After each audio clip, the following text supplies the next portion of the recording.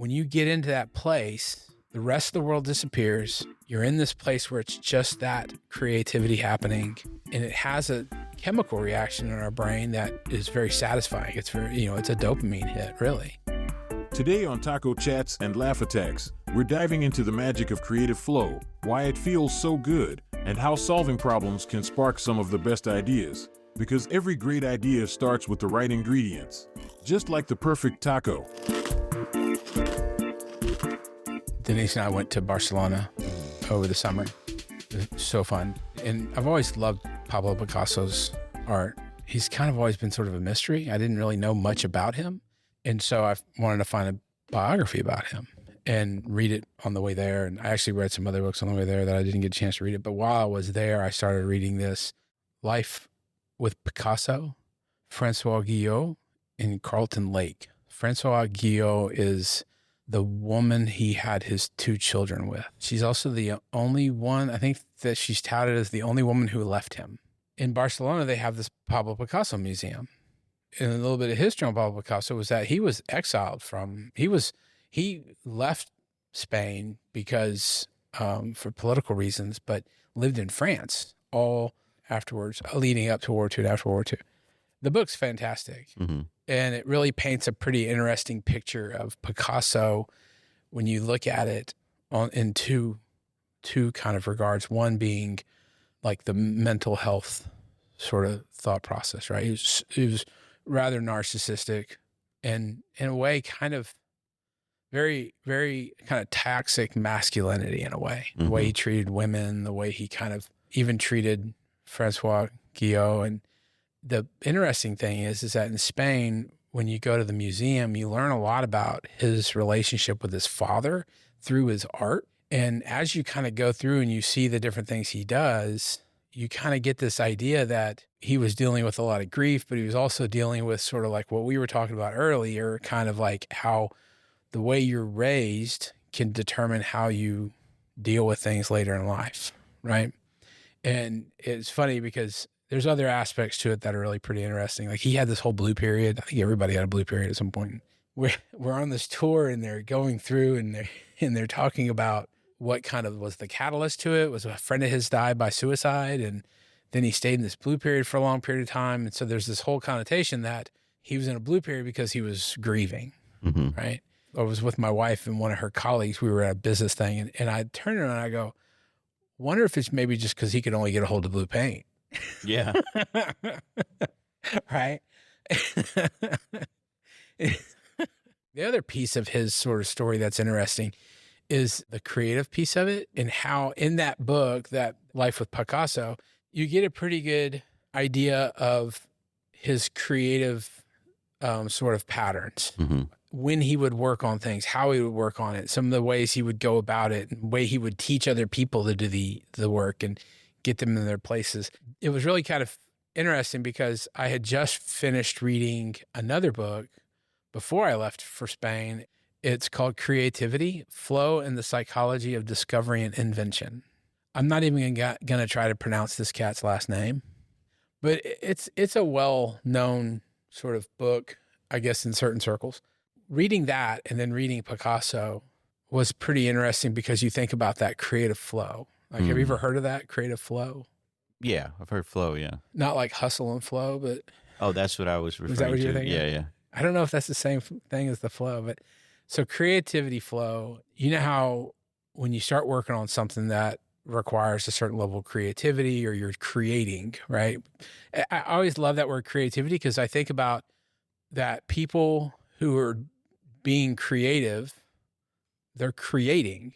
And so you're making something in the world. Mm-hmm. When you feel that passion of making something in the world, I think that's where, like, that's the place where humanity sits the most, because you're putting something new into the world. You're creating, right? Opposed to tearing something down or destroying something, right?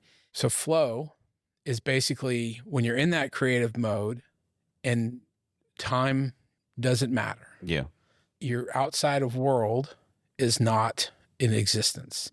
You're in this place of just pure creativity. Hyper-focused. Hyper-focused. Yeah. Where whether you're editing something or you're in the middle of photographing something or you're painting something or you're building something, right? When you get into that place, the rest of the world disappears. You're in this place where it's just that creativity happening, and it has a chemical reaction in our brain that is very satisfying. It's very, it's a dopamine hit, really.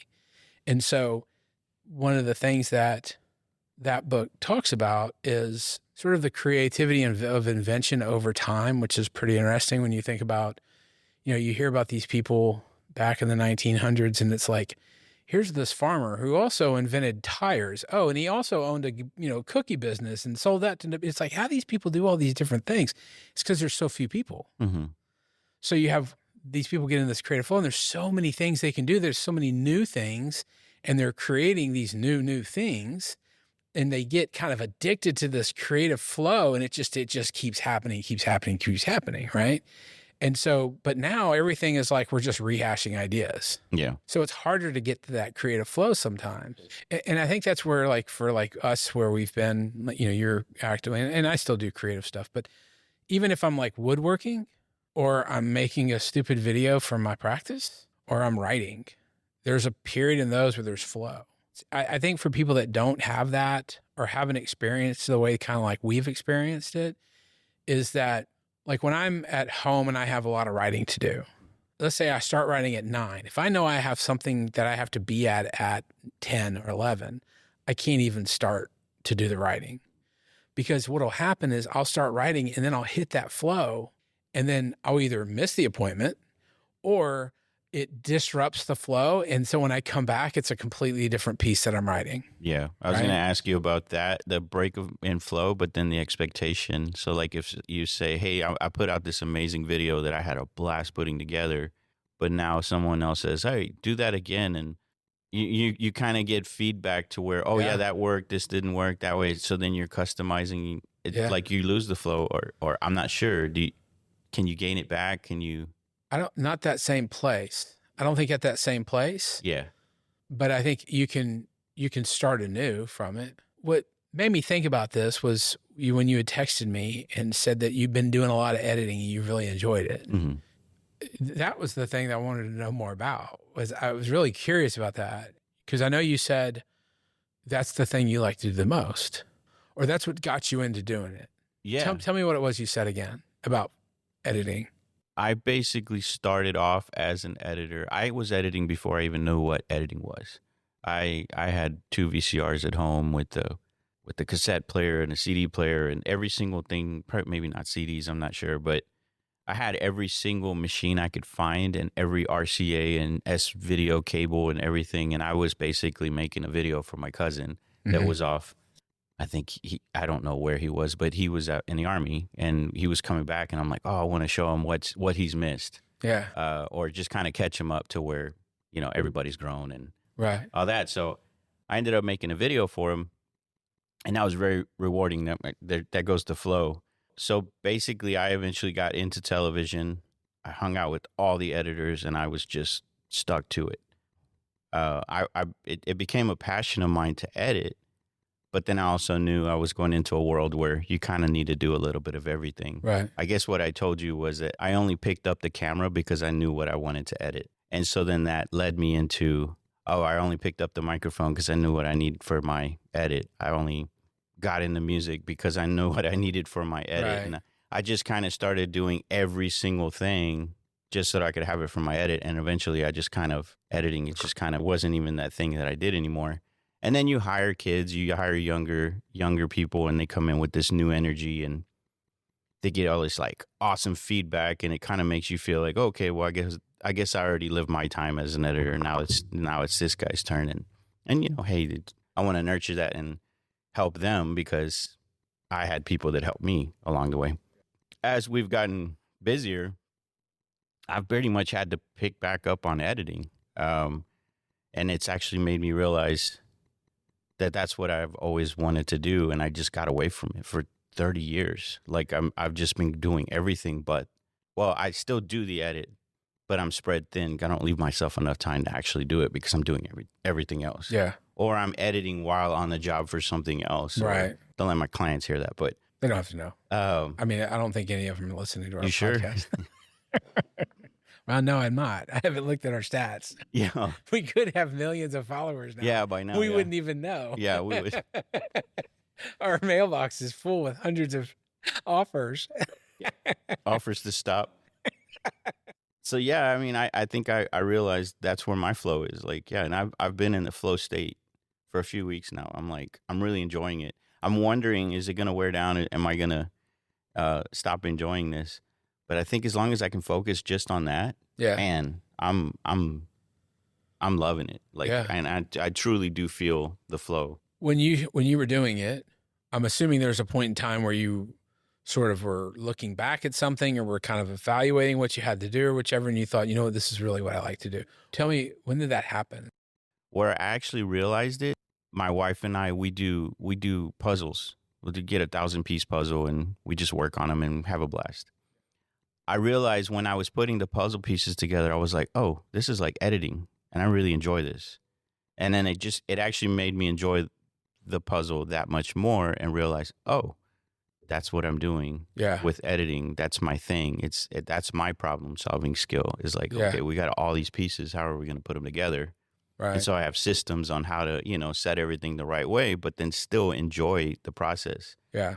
And so I think we talked about systems when we were trying to do this podcast where I was like, okay, I think I figured out the workflow. Yeah.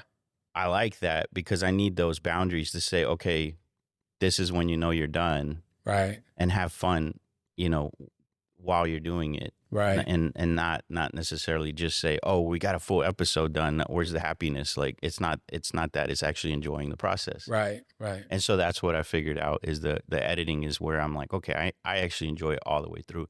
Even the most frustrating and painful points, like finding music is the worst. That's hard. It's really hard to do. But it's also a really fun challenge because once you get to it and somebody says, hey, man, nice track, you're like, yeah, I know. But you don't, it's one of those things like I can go and put something together and feel really good about it. But the indecision all the way through and finally getting to that point where like, oh, yeah, that's the one. That's the one. That's the move. And going back and tweaking constantly and doing all that. And then finally saying, okay, here, now watch it. Right. Like I won't let people watch a rough edit because it's just, to me, it's like, I know what's going on, but you don't. Like, yeah, I'm enjoying that very much where it's actually made me want to go and say, okay, now I think what I want to do is if I do anything outside of that, instead of going and picking up every tool that leads up to the edit, I think I want to go and direct. And so I want to oversee the project all the way from the beginning to the edit, but without having to pick up all the equipment and try to be a great cinematographer and the best audio recordist or, whatever, all like making the special effects or, I think the idea is to say, okay, I have this vision for what my final product, what I want it to be. Now I'm going to guide it all the way through because as an editor, you're watching other people's work. You're watching other people's footage. You're watching you're judging someone's, not judging, but you're going by someone's script. That's how they did it. That's how they chose to do it. They enjoyed putting that piece together. But you always have that, like, I always have that urge where I'm like, man, I would have shot it like this, or I would have done it like that. Or I'm trying to not let that urge say, fine, I'm picking back the camera back up. I'm getting it to where I'm like, okay, well, I think with better direction, we could actually improve this. Not that there's anything wrong with what everybody's doing, but I feel like I have an idea.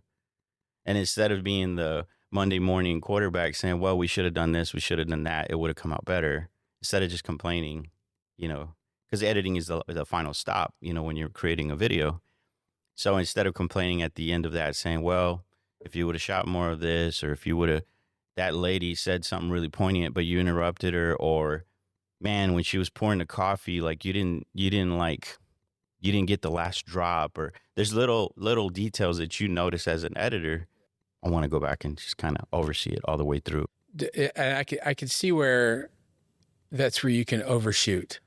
Yes. Oh my gosh. Yes. Because it's not that you know what you're going to do with that footage. It's that there's a potential that when I'm editing this, I'm going to be pissed at myself for not getting this. Yeah. When it could have made that one little 3-second segment just, like chef's kiss, all that bullshit, right? Yeah, that's true. It's true. Yeah. So you overshoot. Yeah, you do. You overshoot. What's crazy is that I could edit all day, every day, and then probably pick up a camera, and I could probably shoot exactly what I want to shoot. I might not need to overshoot. I might get exactly what I need, but I can only do that once. Like I can't do that consistently. I can't just say I'm going to edit a lot and then I'm going to get out and shoot exactly what I want to see. There are guys out there, men and women that can do it. They can go all the way through and shoot the entire thing, direct it, shoot it, edit it, do the whole thing. And they do it very well. I know a couple of guys here in town, but there's those fine details that they're missing. There's little things that they're missing in the end because they're trying to do all this and they're thinking about the next job and they're, doing all this and thinking about, and jobs are, it's, at least here, jobs are in different phases every day. We have pre-production, we have scheduling, we have shoots, we have postponed shoots, we have edits, we have revisions. We have revisions from 5 years ago. We have a new version. Hey, we want this video vertical, or hey, we want this translated to French. And so you're just constantly like all over the place. Yeah. And I feel like focusing on one thing, which is like it kind of works against what the world has come to where you have to multitask, you have to do multiple things. But I don't know. For me, it's just that idea of like, I've done this for so long that I think it's just helped me like realize, okay, this is the part I like. Yeah. And this is the part I can excel at. I'm not saying I'm the best. I'm just saying I enjoy the shit out of it. Like I love it. Yeah. But I always wonder, like, is that going to go away? Am I going to be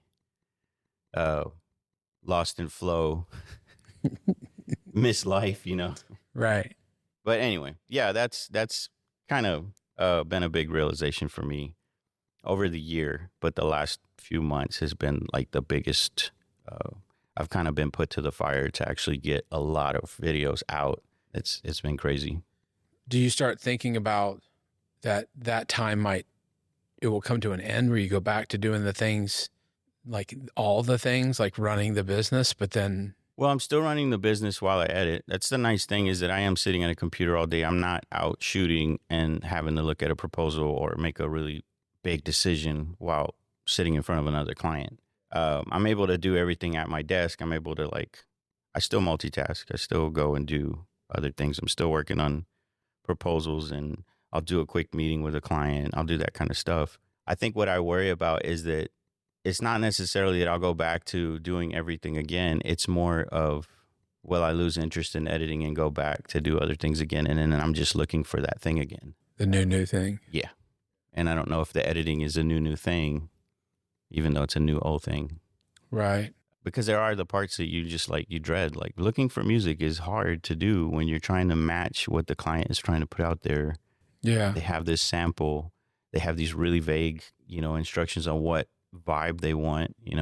I want it funky, but I want it electronic, but I want lo-fi, and I also want it to be classical. And you're like, wait, it's hard. Like you get these weird instructions, and then you get it from multiple people. We're dealing with corporations that have 18 people involved in a project. It causes indecision within our company to where I don't know if they're going to like that. So that part frustrates me. I'd rather have the freedom to just do whatever I want and not worry about revisions or what everybody else in the company is going to think. When I had my studio, we would do Christmas cards. My biggest dread was when somebody would say, "Can I see some fonts that we can pick from?" So, and what we did was we created a standard set of cards, said, here are the cards, here are the fonts. Which ones do you want to use? And anything you wanted custom created, we basically said, you can have, we would have one of our assistants create it. But if they wanted me to create it, it was, you can't say a thing, you're going to get what you get. Yeah. And those are all my favorites. Yeah, right? Of course. The ones I did for your family. Yeah. Actually, my parents sent me a text the other day with, I'm going to share it with you here real quick. Those were awesome. And you can tell that you had all the creative freedom. Yeah. I guess there was more jokes than anything. We're like, hey man, you should put a selfie of yourself on the back of the card, and you're like, all right, you do it. And it's just oh man, that's got. And we did it for everyone. I always put. Was it everyone had my picture on the back of your card? I love it. Was it your mom was like, "What is this picture?" Yeah. Here we go. So this is a card that I did for my family ages ago. And I think you can scroll. There's multiple photos there.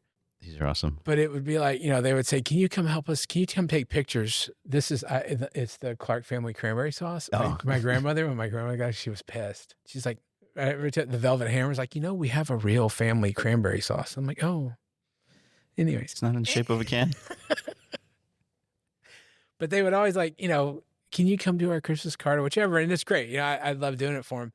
But it was like, I think because all year long I was dealing with so many sort of fake moments, right? Mm-hmm. Portrait moments that are like, here's me and my, my spouse and my 3 kids, and we're sitting on this couch and we're all clean and we're all doing our thing. That was sort of, they're never like this. Yeah. And so when I would do those, it was like, you got to really see, what was going on. Yeah. Right. And I think that, and the people that you give these cards to, that's who you are to them, who you really are. Yeah. But that was one of our rules, is that if you wanted one of these, so we would have all the samples out and people like, "Oh, I love this. Is so funny. Can you do something like this?" We can, but you don't get to choose what it is. Yeah. You can give me some ideas of what you want to do, and then I'll go from there. Right. And we'll find it. Yeah. I mean, I did ones where there was like, I had one where we had a family and they were like gorging on fruitcake. And the kids hated fruitcake, and so they literally were like gagging when they were taking. And you got pictures of them gagging. That's awesome. So good, so good. Yeah, or like when you guys came and Ben's got his. Yeah, my wife bought. Was it jeans? I guess it was some pants. Or they were these shoes, jeans. They were jeans. Yeah, they were jeans, and they still had the security tag on the leg. Yeah, he was very upset about it. And y'all were trying to hide it. I'm like, no. Yeah, you made a photo just of that. And his face was so classic. He still talks about that. He loves it so much. I'm glad. I'm so glad. Yeah, no, that's the only way to really enjoy what you do. But that's hard to find the right client or someone to just let you do what you do. Well, and you probably didn't notice this, but I noticed it was that when you started talking about it, it was like you were like in that flow, just even talking about it. I could just tell you probably said more in that piece than you have in any of the other episodes we've talked about. Yeah. Which that's that creative piece where you're creating something and you're proud of that and you feel like this is a win for the world. That then ties to that whole idea of when we do it because we're wanting to bring the world into us and that doesn't happen. That's that place where it gets real disappointing, I think, for artists. Definitely. Right? Especially when you're doing, in my case, when you're doing corporate videos that almost no one will ever see, and at least no one will ever see. And you can't, it's not like, oh, let me put this on my Facebook page and show them what I did for this CEO's day in the life. The last thing I can say I did that I'm proud of that I've shown to people is my feature-length film, and that's it. Like, there's nothing since then, and that's been almost 15 years ago. Golly. I mean, it was great because that documentary that I did was a catalyst to get me, in addition to experience and contacts and, relationships and that one personal project that I enjoyed doing with no boundaries is the last thing I did. And now the consequences that I'm doing all this stuff for corporate clients that I'm like, okay, well, like I think I said this the other day to I was talking to a friend, an editor, and I said, we were talking about client revisions and expectations and all that.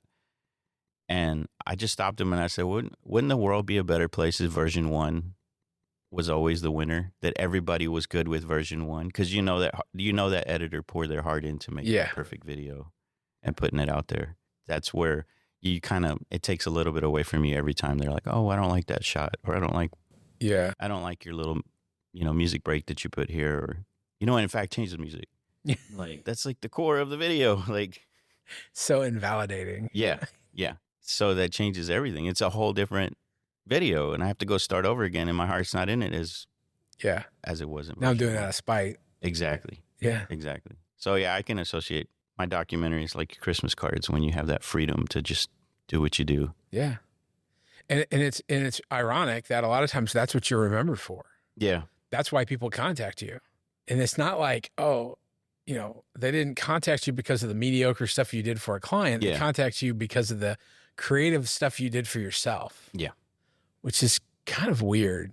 One thing you said was that, like when you were doing the puzzle, you liked it because it was sort of like solving a problem. And I'm wondering, and I thought of this while you were saying that, I think that instead of it being that we're solving a problem, it's, that we're creating the solution. And that when we get into that mode of creativity, that creative flow, we're creating the solution. Yeah. When somebody comes in and says, take this, change this, do that, we're solving a problem. That's that shift where you go from, because when you're creating the solution, you're doing it the way that your rhythms are doing it. Yeah. I take back, I do enjoy when a client comes back and says, oh, we don't like the color red. And you're like, okay, let's figure this out. Like, and you go and you have to be creative about it. And that, yeah, you're right. There's a different joy in that. I wonder if that's the distinction between successful artists and unsuccessful artists, which I don't really think there's any unsuccessful artists. I think there's just artists that were overlooked. Mm-hmm.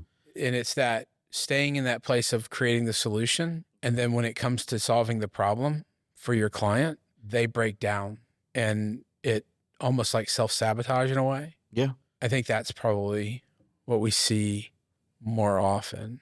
But I think that's also that's a lot of what we've got going on here too, that we're creating the solution for ourselves. Yeah. Clearly, right? Without any of the expectation. And that as soon as we start to think about what somebody else, about the person that's going to be interacting with it, like listening to it or go to the website Or the whatever, sponsor. Or the sponsors, we're then shifting over to problem solving. That's a hard transition to be in. And I think that's that decision to go from, let's do this just to fuck around. Mm-hmm. And then, okay, now let's start making this something let's be a little more serious about it. Yeah.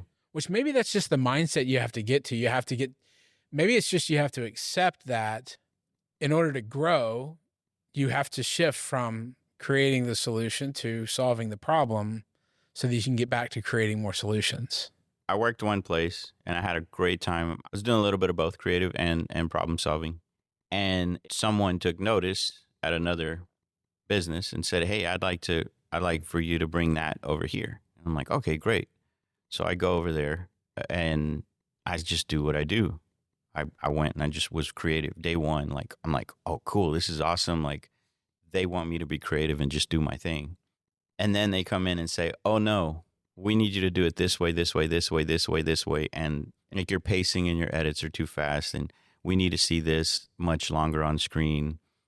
We don't like that kind of cool hip music. We like this other 80s synthesizer music or whatever it is. Right.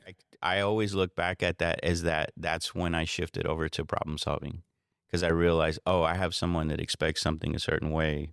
Let me do it that way, but as well as I can and make it look good and still be proud of it, but not something that I would go and like show off or share, because it's like, well, that's not my style, but I did it that style. Yeah. And I feel like that job actually prepared me for the corporate clients that come back with revisions, the 18 people that have differing opinions, and you're just trying to figure out, okay, well, how do I make all these people happy by refining this edit that I gave them? So yes, I'm doing the creative part at the beginning, but I still keep that, in the back of my mind, like, what are they going to have a problem with? Yeah. I can see that. I can see that separation between the two, and I enjoy both. I wonder if that insights into things like that, solving the problem of why has this happened to me this way? That's the power of insight, in that you then can you can look at it and define what it is that's happening, so that you feel like you have a little more control of it. And it's like I'm curious, and I want to check back with you on that, is that thinking about that as when you're editing, you're creating a solution. And then when you have to shift over to either running your business or talking to clients, whatever, that you're solving a problem. And that I think what would be curious is how it's not that you can do one but not the other. And it's not that those two need to be done simultaneously. It's that you have to sort of balance it. It's like macros, right? You need certain number of carbohydrates, certain number of fats, right? And so you have to manage that. So if you get to a point where you're problem solving to, let's say, to this percentage of the day, then you know, okay, in order to keep me from burning out, in order to keep me active in this world doing what I do, I need to go create some solutions. Wow. You know? I think I'm going to overthink that now. Well, no, you don't. Well, you can overthink it all you want. I know. Well, I know, but I'm going to be looking for that. I'm going to be sitting down writing percentages. I mean, we do it with our diets, right? I mean, it's the same kind of thing. It's like, then I won't do it then. Well, there you go. Yeah. I'll think about it once and then I'll say, Monday I'll start. I'll do it on Monday. Yeah. For until noon. Yeah. Until noon. Until lunch. I have a rough day. Until those revisions come in. Right. Oh man. I worked out. I had my egg whites. 12 o'clock. Let's go to Whataburger. Yeah. I'll start Tuesday. Yeah. And then Tuesday comes, you're like, I'll start next week. I guess that might be the happy medium that I've found at the moment. That's what I was curious about. Yeah. Just even like hearing you talk about it, it was like, you know, you were excitement for people is, on a spectrum, right? But I could tell that just by how you were communicating what it was you're doing and what it was you're experiencing, it was back where you were doing it. Yeah. And you were sort of narrating that experience of flow. It's like when you go outside on the weekend and you smell somebody's cooking barbecue, right? You're like, oh man, I love barbecue, right? And so for that very moment, you're having barbecue, even though you're not eating it, right? You're getting all those reminders of what it's like. Which is, I mean, that's why one of the things we do in therapy is narrative therapy. I mean, that's, when people can go through and share their narrative, it allows them to re-experience it in a different way. That's interesting. Yeah. No, I realize that about myself. I'll if we end up talking about anything that I'm like super focused on, and I'm sure it's the same exact thing with you. Like if we start talking about, mental health or a specific thing, it's the same. I can see it in you. You're super into it. I'm not as wide on my my studies. You read a lot. I've invested my free time in watching videos about editing, watching things about things. And if it's not even about editing, I'm watching a video and paying attention to the editing. Yeah. So like that's, my mind is just all in right now. Yeah. It's like almost like I fell in love with it. Yeah. But it's been interesting. Like I said, the puzzle pieces I'm thinking about editing. This right now I'm thinking about, obviously we're talking about it, but I'm thinking about the recording of this and how we're going to chop it. Dang, we already got to 40 minutes. Yeah. So you were in that flow. You didn't even know it. Yeah. That's crazy. I was watching the time. That's wild. That'll be $150, by the way. Yeah. Well, if we get to 50, it's like more, right? Yeah. I'll send it in first. Yes. I've noticed that because I'm trying to get out more and network more. And I've realized I'm like, all right, I have to actually be in the mood, and we kind of need to talk about something that I'm actually interested in. Yeah. Which is selfish. That's not selfish. Selfishness is a funny thing. Well, first off, it's like shame-based. Yeah. It's just like anything else. There's no bad emotion. There's just emotions. And there's criticism that can be constructive criticism and harsh criticism, right? When we think about, like, if I'm being selfish about something, it's like telling the world that I'm taking away from somebody something I'm doing for myself. Selfishness is a funny thing. Very rarely do people look at somebody and go, oh, they're being selfish. I mean, there are times when people do that and they're like, they're being selfish, but it's the difference between the things that we do. Like, how many things, wouldn't it be great to know how many things that we do that we knew 100% nobody thought was being selfish? Mm-hmm. That'd be a weird world, wouldn't it? Yeah. So like doing the time you're editing, right? You're not being selfish or going and, spending time with other creatives to sort of nurture that part of you. That's not selfish. That's self-care. Because if you don't do that, if you do everything out of the fear that it might be construed as selfish, then you're never taking care of yourself. and you're done. You're finished. That's interesting. I guess I wonder if the socializing with other creatives is actually part of the formula, like you said, like the problem solving, the creative flow, and then I don't know if it's like talking about it is part of the. I think it would be the flow itself. Like I think it would be.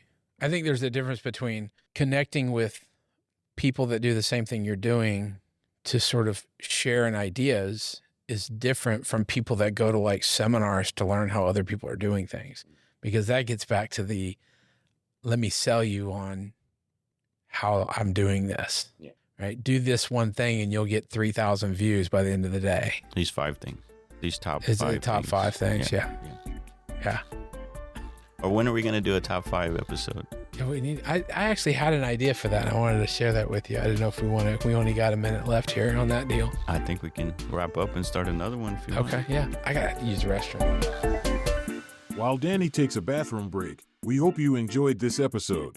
If you think someone else would get a kick out of what these fools are saying, feel free to share it, but don't tell them. They get weird about stuff like that.